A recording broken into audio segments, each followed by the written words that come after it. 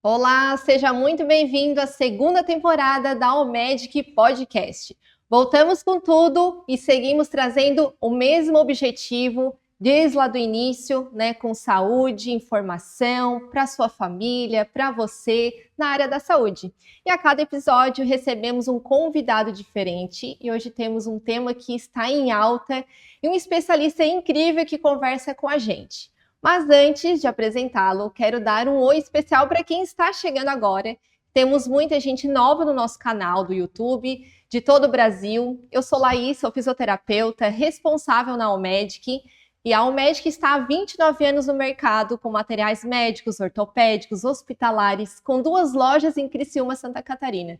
E se você não se inscreveu no nosso canal, então seja bem-vindo. Esse é o momento de você clicar em se inscrever para receber todos os episódios dessa nova temporada. E conta pra gente nos comentários, sugestões, dúvidas, depoimentos, adoramos receber a sua mensagem. Bom, vamos lá ao que interessa. Hoje vamos falar sobre um tema que tem ganhado cada vez mais espaço nos consultórios, nas redes sociais e principalmente nas vidas de muitas mulheres. É isso mesmo, o lipedema. Para esse bate-papo, tenho a alegria de receber o cirurgião vascular, Dr. Felipe Rodrigues. Seja muito bem-vindo, doutor. Muito obrigado. Seja bem-vindo ao Almedic Podcast. É uma honra estar aqui. Acho que já era um sonho que tu falava bastante para a gente participar e graças a Deus deu certo. E vamos poder falar com bastante gente aí e ajudar bastante gente. Com certeza. E eu lembro que, né, quando eu cheguei no consultório, doutor, deixa eu te fazer um convite. Claro, senta aí, assim, vamos pro podcast? Com certeza, Claro, pode contar comigo. Acho que... E isso me deixou feliz, né, já de você aceitar, apoiar a gente, porque a gente está na segunda temporada, então já é uma trajetória nossa, e os fornecedores já nos perguntavam, Laís, quando é que vai voltar o podcast? Poxa, era tão legal. Os clientes também, alguns médicos também, então eu falei, poxa, então vamos voltar, né, eu acho que está na hora. E vamos começar então, eu queria saber um pouco, que você contasse pra gente, como é a sua trajetória na cirurgia vascular. Então, muito prazer a todos aí, eu sou o Felipe, cirurgião vascular, como a Lei já apresentou. A trajetória dentro da cirurgia vascular inicia com a formação na cirurgia geral, e eu fiz essa formação no Hospital Regional de São José, que é um hospital focado em cirurgias de trauma, em cirurgias de alta complexidade, e depois da formação no Hospital Regional, acabei emendando aí na cirurgia vascular, e foi uma especialidade que eu escolhi justamente por ter esse completo todo aí do paciente, porque a gente tem abordagem cirúrgica, a gente tem diagnóstico por ultrassom, a gente tem a parte clínica da cirurgia vascular, e aí entra muito o lipedema. Então é muito importante realmente, e por isso que eu topei tão rápido, poder estar aqui falando com mais gente. Eu acho que o conhecimento ele salva e salva muito paciente, né? Com certeza. E esse tema lipedema dentro do consultório, como que é essa sua vivência, essa procura?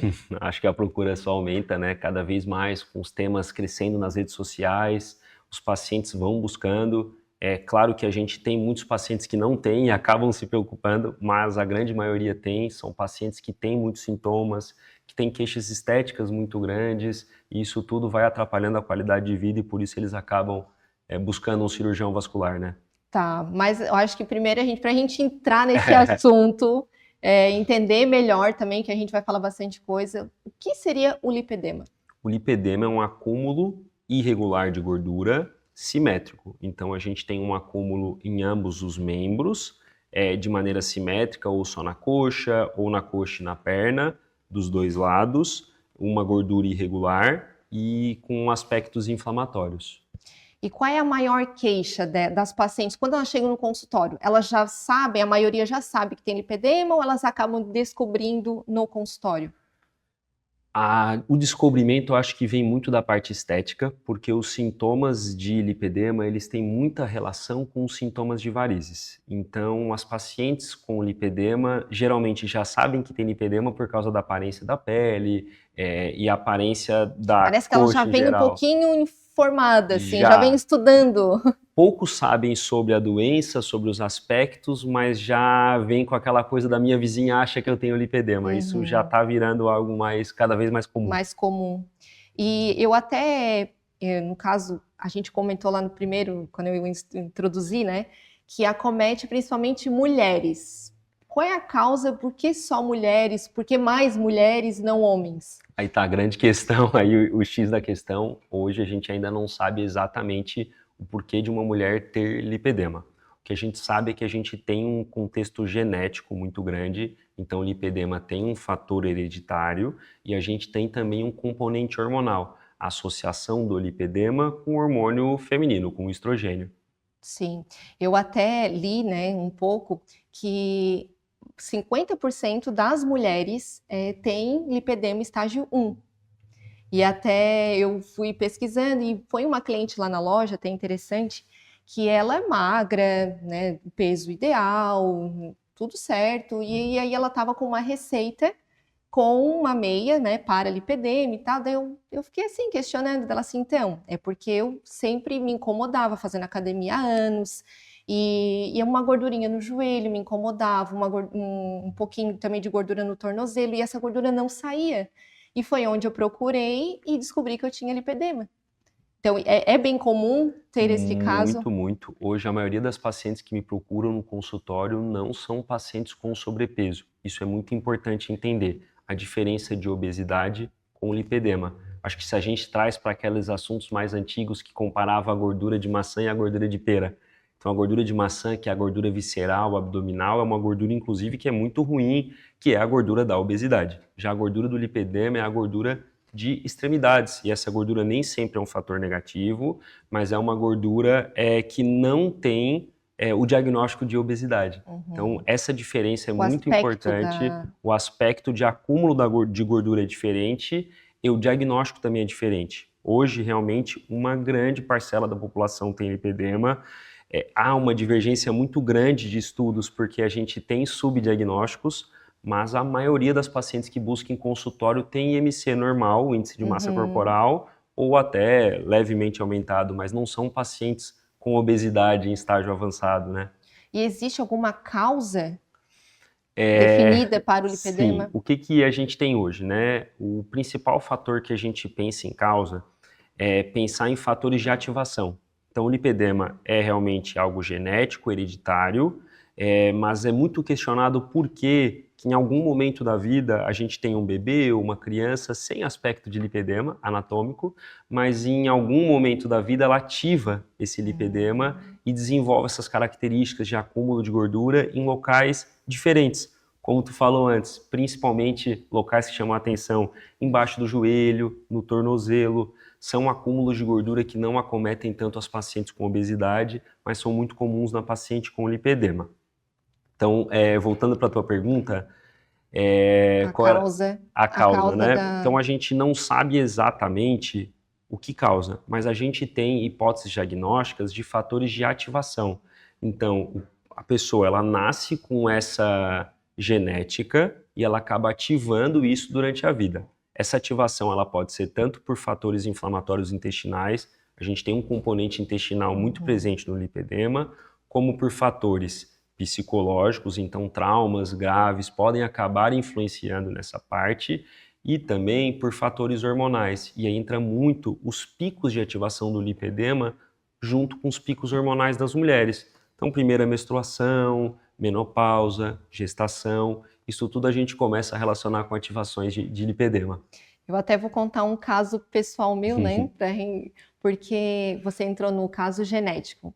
E a gente foi fazer uma consulta com a mãe, com a dona Érica, e ela foi diagnosticada com lipedema. A gente já imaginava que ela teria, por conta da dor no toque, por conta do acúmulo de gordura, enfim, mas a gente não tinha o diagnóstico. Então a gente recebeu o diagnóstico e aí tudo bem, né? O médico explicou como seria esse processo e eu fui fazer um exame com um médico e não era sobre lipedema, nada, e ele falou, Laís, tu tem um lipedema de estágio 1? E eu falei, E eu comecei a me observar, e realmente, a gordurinha no joelho, o tornozelo, dependendo dos dias também, acaba inchando, enfim, daí eu comecei a me observar. Então, é algo que é comum, né? Muitas pessoas podem não saber, mas eu vi que realmente é comum porque aconteceu comigo, né? E por isso a importância do ultrassom, né? É algo que eu estimulo muito dentro do consultório. Hoje nós temos já um ultrassom guiado para lipedema. Inclusive foi um estudo criado por um brasileiro que conseguiu desmistificar um pouco mais essa gordura no aspecto do ultrassom, para a gente poder diferenciar num paciente magro, num paciente que não tem sintomas, se tem lipedema ou não. Isso é muito importante, porque cada vez mais a gente vem fazendo diagnóstico de pacientes com lipedema, realmente com peso normal, pacientes com atividade, hoje a gente regular, né? Hoje a gente vê já fisiculturistas com lipedema, algo que parece absurdo no contexto popular, mas é muito comum, e a gente consegue fazer o diagnóstico precoce. Isso ajuda a preparar o paciente para uma vida diferente, para um entendimento de um corpo maior. Então hoje a gente tem diagnósticos de lipedema em mulheres de 13, de 14 anos, e em mulheres magras, que a gente vê uma gordurinha ali no ultrassom e nas medidas a gente já, opa, é lipedema. É lipedema. E para a gente também, quais seriam os sinais de alerta para a pessoa em casa, talvez assim, se cuidar ou se policiar para saber se tem ou não tem? Quais são os diferenciais para a gente? Acho que o principal, assim, que vem de ChatGPT é o peso nas pernas, as dores, e isso é algo muito comum, e quem passa dor, quem tem sensações diferentes no final do dia, tem que buscar um cirurgião vascular, um médico, isso para qualquer localização do corpo. Mas eu vou chamar a atenção para um sintoma que vem sendo cada vez mais comum e que os pacientes estão notando realmente essa diferença. Dentro da fisiopatologia do lipedema, o paciente ele sempre vai ter um déficit, quando o lipedema está ativo, de hipertrofia muscular. Então, uma das queixas mais comuns e algo muito típico do lipedema mesmo, é o paciente que malha há muito tempo, que faz o crossfit, que faz academia e acaba não tendo a evolução muscular que espera, não tendo a hipertrofia muscular. Falta de resultado dentro da atividade física pode ter diversos motivos, mas um deles é o lipedema. Eu não sei se é a pergunta mais feita dentro do consultório, mas o lipedema ele tem cura? Não, não tem cura e eu não acho que ele tem que ser curado. O lipedema ele tem diversos fatores positivos, depois a gente pode entrar nisso, mas a gente sabe que esse movimento, essa ativação que a gente tem no corpo, a gente consegue mexer, a gente consegue diminuir a atividade do lipedema, a gente consegue melhorar sintomas, melhorar aspecto estético, mas aquele mecanismo do corpo vai estar sempre ali. Se a gente chutar o balde, vai acabar ativando ele. É um tratamento contínuo. Contínuo. E quais seriam os tipos disponíveis de tratamento hoje? Hoje o tratamento ele é multidisciplinar, envolve fisioterapia, sempre, envolve sempre nutricionista e envolve sempre o trabalho conjunto para a gente poder melhorar 3 principais aspectos. O aspecto linfático, então a gente precisa fazer esse retorno da linfa. A linfa é o líquido que fica dentro da gordura e é o que dá o sintoma de peso e o sintoma de inchaço. Às vezes o paciente nem tem um inchaço propriamente, mas sente que a perna vive inchada, isso por causa do acúmulo de linfa. Então a gente trata o retorno linfático, a gente trata a inflamação intestinal e a gente trata a inflamação da gordura. Tratando esses 3 conjuntos, a gente começa a fazer a gordura desinflamar, melhorar o aspecto estético, melhorar o aspecto sintomático junto. Quando a gente fala dessa gordura também corporal, tudo, não tem como não falar, né, do que é mais usado agora, nesses últimos tempos, meses, das canetas emagrecedoras, os Mounjaro, né? Até que ponto ele é indicado? Quando que ele é indicado no tratamento do Mounjaro? Pergunta No importante tratamento de lipedema. lipedema, desculpa. Pergunta que eu recebo todo santo dia. Hoje as canetas emagrecedoras viraram uma febre e já são nossa rotina, e eu acho que para muitos pontos elas vão ajudar demais, mas dentro de uma doença que não é tão nova assim, mas que virou uma febre de maneira recente, acho que a gente tem que tratar muito com o que tem embasamento científico. E hoje os estudos que tratam lipedema com Mounjaro são estudos em fase inicial, com poucos pacientes testados, estudos de metodologia fraca. Então hoje a gente não consegue ter uma comprovação científica direta de Mounjaro tratando o lipedema. Claro que obesidade é uma doença inflamatória e piora o lipedema. Então, dentro de um paciente com diagnóstico de lipedema e obesidade, o Mounjaro, o Ozempic ou todos esses remédios emagrecedores podem ajudar? Claro que sim, a gente vai estar tratando o sobrepeso com algo que já tem estudos comprovados, com algo que já tem um protocolo criado, mas hoje o que a gente vê muito são pacientes usando o Mounjaro para o tratamento de lipedema sem protocolo nenhum, fica um negócio completamente fazendo um teste Desorientado, né? realmente com a vida do paciente. E isso é algo grave, né? Eu acho que a gente tem que realmente seguir os passos da ciência e esperar sair estudos maiores, com metodologias melhores, com doses testadas, com um estudo completo para a gente poder iniciar num paciente. Hoje, eu acredito que a gente tem que tratar a obesidade, e acho sensacional essas canetas, esses remédios emagrecedores, mas para lipedema a gente tem que dar um passinho para trás, acho. Acho que até daria um novo podcast só desse assunto. Só desse assunto. Eu tive que incluir, eu gosto sempre dos pacientes que consultam comigo, de dar uma aula sobre lipedema justamente para proteger um pouco os pacientes de toda essa coisa que vem da rede social, esse mar de informações. E no começo da aula eu não falava sobre caneta emagrecedora, eu tive que botar, porque eu falei, meu Deus, eles estão reclamando demais, eles querem saber, eles entram no Instagram, no Facebook, e tudo que se fala é Mounjaro no tratamento de lipedema. Então hoje eu falo para todos os pacientes, e eu acho que eles entendem bem, isso é muito legal, porque às vezes a gente acha que os pacientes não querem entender, mas no fim o que eles mais querem é entender o porquê que alguém está passando aquele remédio, é entender o que tem de comprovado, o que não tem, até para poder fazer parte desse tratamento conjunto, né? Eu acho legal também, né, quando trata o lipedema, vocês como profissional, direto com o paciente, ter essa empatia, né, de saber como falar, como expressar, né, tem que emagrecer, tem que perder peso, tem a caneta emagrecedora para te ajudar, tem isso para fazer. Então acho que ter esse jogo de cintura, como é essa sensação de ter que passar tudo isso para a paciente? Eu acho que com empatia tudo fica fácil. No Congresso Brasileiro de Lipedema de 2025, a gente teve uma palestra com uma mulher de Portugal que viveu o lipedema de forma catastrófica, forma de livro, assim, e ela trouxe para a palestra uma parte psicológica da mulher com lipedema, e eu também faço questão de trazer isso. Geralmente, o lipedema ele é ativo numa fase em que a mulher está se desenvolvendo, na puberdade.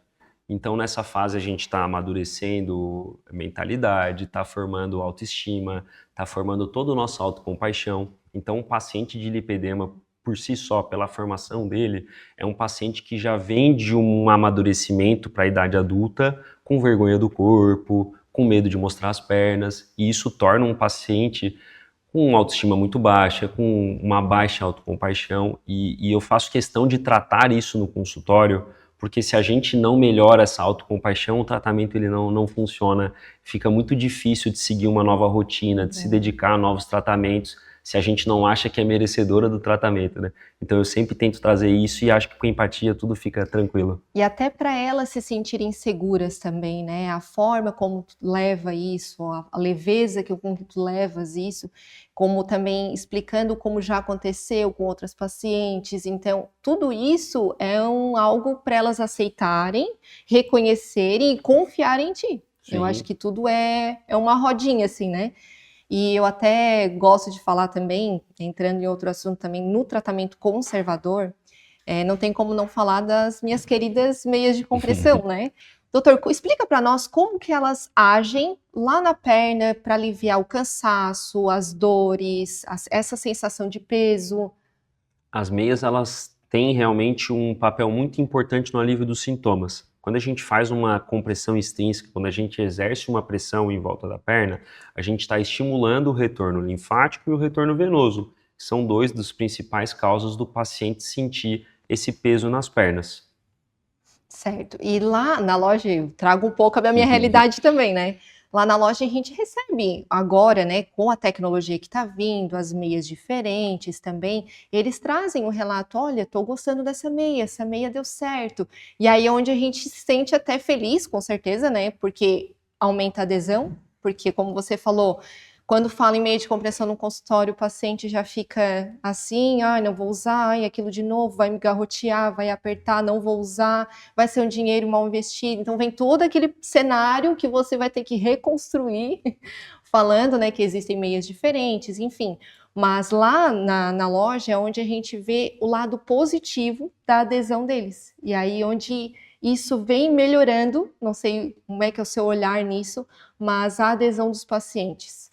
Eu acho que melhorou muito e eu faço um trabalho também em torno disso, porque eu vejo que os pacientes chegam muito traumatizados em relação ao uso de meia prévio, em relação a um valor investido que não acabou gerando melhora dos sintomas. Então, geralmente, se o paciente está numa fase muito inflamada, está com aumento de volume muito grande, até chegar em ti eu já dei uma melhoradinha. Por quê? Porque eu acho que como a gente trabalha no lipedema com meias mais para o lado da inelástica, a gente acaba trabalhando com tamanhos mais restritos. Isso é muito importante o paciente entender, porque meias inelásticas elas vão ter um tamanho mais restrito e isso vai acabar podendo gerar um risco de mudar o tamanho da meia no decorrer dos sintomas. Então, isso gera um trauma muito grande, com custos maiores.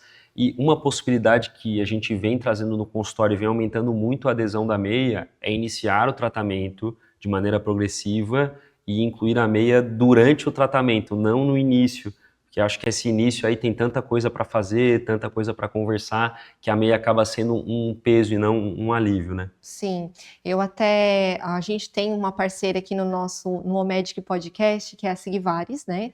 A Sigvares, eu acompanho eles e ano passado até fui num congresso lá na fábrica, tudo, e eles explicando sobre o lipedema, que eles vêm evoluindo, estudando, trazendo novidades. Então, eles começaram, claro, com a Compreboot, com a Compreflex, depois surgiu a de joelho, a de coxa, que é o sistema inelástico, você falou, compressão inelástica, que é de velcro, que é onde facilita para colocar, né? Que é onde o paciente, aqueles com os estágios maiores de lipedema, conseguem estar calçando sozinhos, não precisa às vezes de uma outra pessoa. Então, essa independência também é importante, né, para adesão, porque às vezes o fato da pessoa, às vezes, muitas vezes é idoso, né? Depender de uma pessoa acaba incomodando, enfim, e acaba não usando. Então, eu vejo que esse tratamento inelástico vem melhorando bastante, como você explicou, né? Tudo é um estágio, então, onde a gente precisa ter esse olhar individualizado, ver para qual paciente, isso você faz muito bem, assim, de analisar o perfil para cada paciente, um tipo de meio, um tipo de indicação. Então, acho que tudo isso, estudando cada forma, traz para o paciente o alívio, a confiança e ver o resultado realmente acontecer, né? Isso que é o principal. E realmente essas terapias compressivas diferentes, isso é importante para o paciente entender. Não existe uma terapia compressiva só. Então não tem como ir no Mercado Livre e mandar vir uma meia sem consultar com ninguém e acabar achando que essa meia vai resolver todos os problemas. Hoje, dependendo dos sintomas, da independência do paciente, da idade, da mobilidade, a gente vai mudar a terapia compressiva. Então não existe uma receita de bolo pronta para o paciente chegou ali e vai embora com essa meia. Não funciona dessa maneira. Então, como tu falou, realmente para pacientes mais idosos, com mobilidade reduzida, os dispositivos de velcro são sensacionais, é muito fácil de botar, os pacientes têm alívio sintomático muito rápido, se adaptam rápido, mais em locais de temperatura muito quente, e às vezes eles não se adaptam tanto em relação ao uso da roupa. Então isso tudo a gente vai ajustando. E para os pacientes mais jovens, com mobilidade boa, as meias, tanto de malha tubular, de malha circular, como malha plana, são sensacionais, porque são meias que fazem uma contenção dessa gordura do sistema linfático, do sistema venoso, sem fazer a compressão da gordura, sem fazer o garrote. Então, realmente, a gente tem uma vasta opção, vastas opções hoje de terapia compressiva, e para escolher a melhor, a gente precisa passar por uma consulta, analisar realmente o que encaixa melhor dentro da rotina. Sim, até você comentou, né, sobre a meia elástica, que agora também veio para o lipedema, para o linfedema também, que é a meia Reduce, que é onde a gente tem ganhado, nossa, muito respaldo positivo dos pacientes, porque a gente nota quando eles gostam, quando eles vão comprar outra, né? Então, quando eles voltam para comprar outra, a gente, opa, então é porque deu certo e tá dando certo.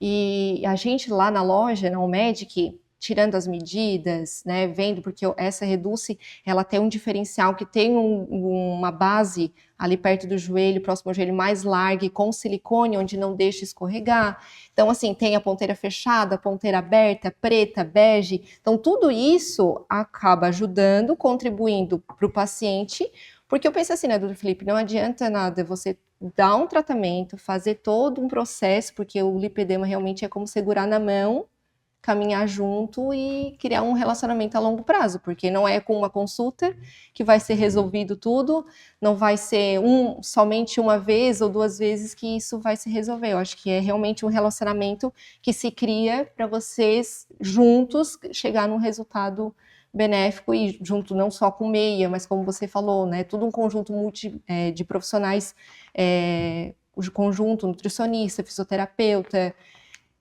não é um trabalho sozinho, né? Não, não. E precisa muito do paciente, né? A gente precisa muito do paciente mudando a rotina, se adaptando a uma rotina mais saudável. E uma facilidade de uma meia que alivia sintomas, eu acho que é uma carta que a gente tem na manga que realmente faz o paciente se adaptar melhor à rotina. Porque se a meia está machucando, se a meia vira um peso para o paciente, ele já começa no tratamento descontente. Agora, se a meia vira uma muleta, que eu falo, para ajudar o paciente a caminhar melhor aos hábitos saudáveis, é algo sensacional. Então, como tu falou, a meia reduz, uma meia com uma proteção elástica abaixo do joelho, isso realmente facilita a adequação dos pacientes. A gente tem hoje acesso a esse tipo de material que deixa o paciente encaixar a terapia compressiva na rotina sem virar um peso.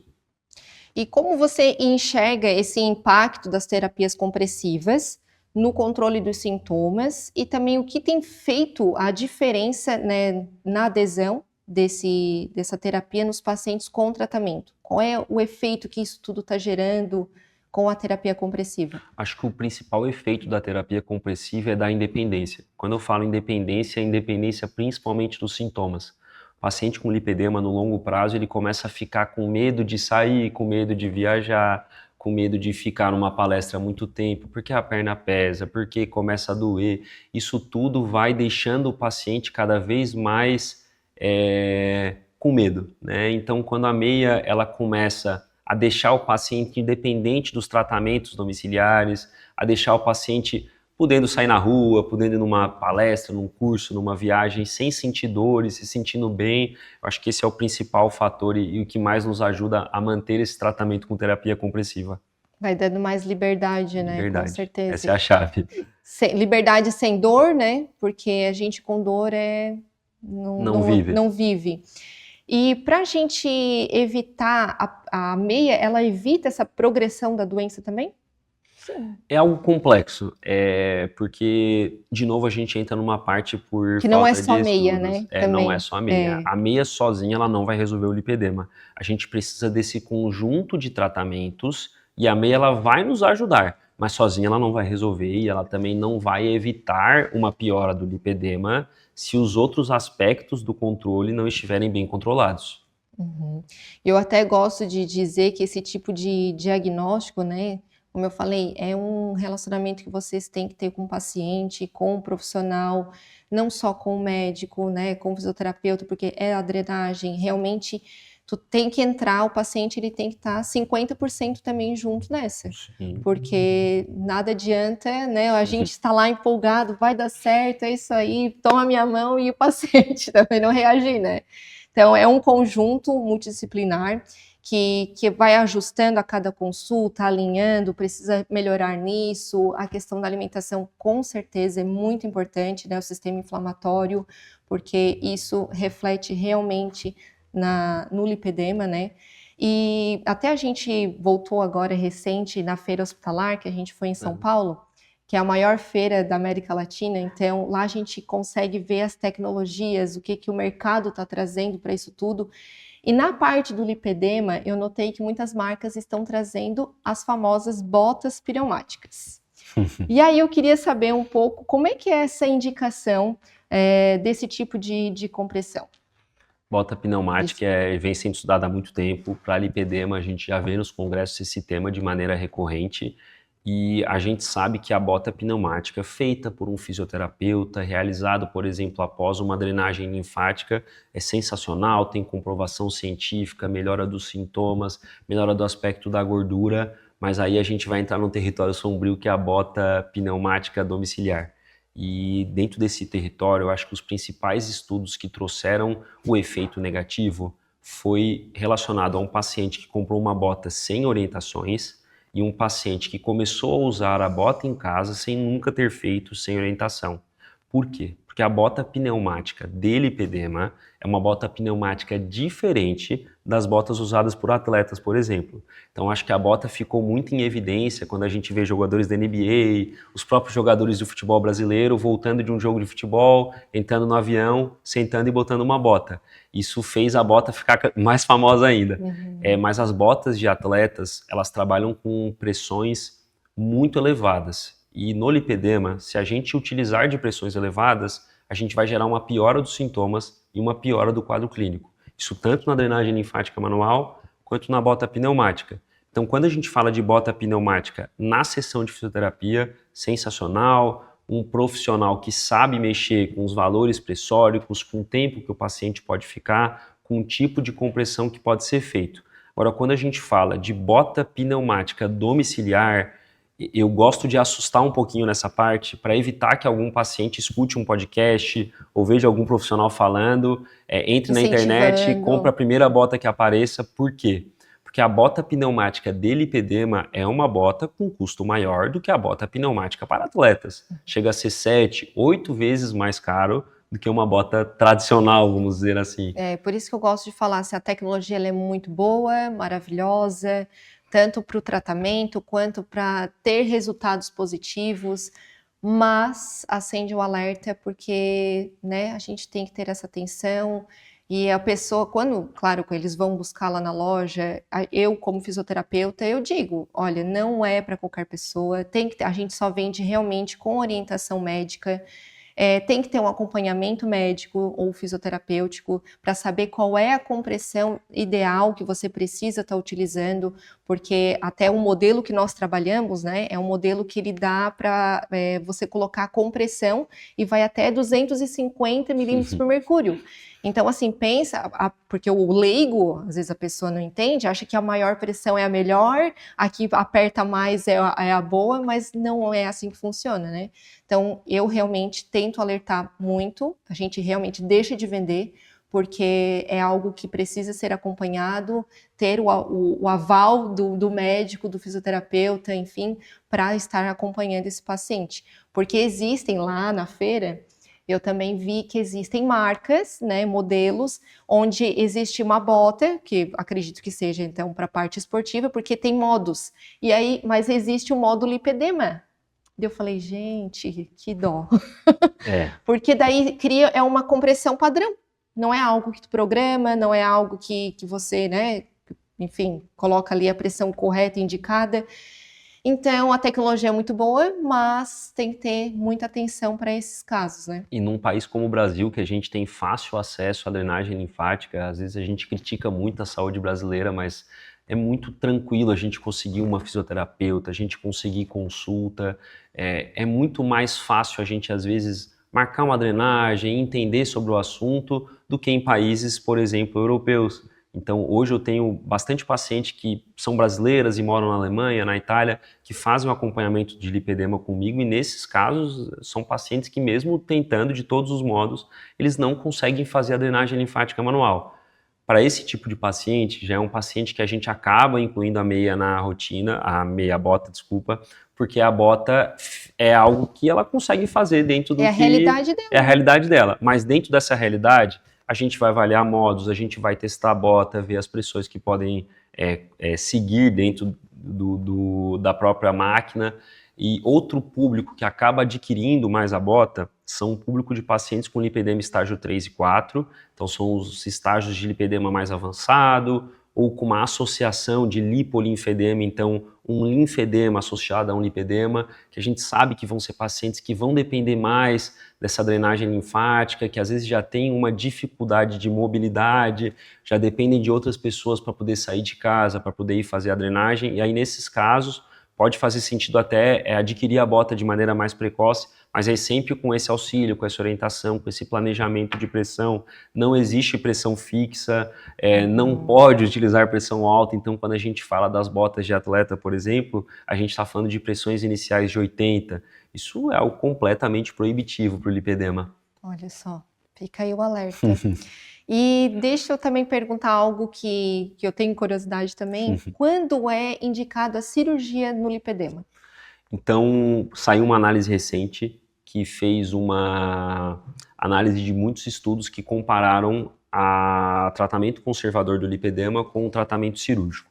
E esse é um tema muito controverso, porque a cirurgia de lipedema, ela não é uma lipoaspiração. Então, muita gente já fez lipoaspiração em culote, em coxa, com lipedema estágio 1, teve evolução ruim, ou às vezes até teve uma evolução boa ao acaso, mas a cirurgia de lipedema, ela é uma lipoaspiração feita de maneira diferente, com profissionais especializados, com foco literalmente no lipedema, não é numa gordura como um todo. E quando a gente compara o tratamento cirúrgico com o tratamento conservador, a gente teve resultados bem legais que mostram o quê? O tratamento cirúrgico sozinho não leva a nada. Então, um paciente que isso é muito comum na consulta, chega, eu quero operar lipedema. Isso não funciona dessa maneira. A gente precisa ter o tratamento clínico antes e, acima de tudo, esse tratamento clínico sempre vai ser necessário.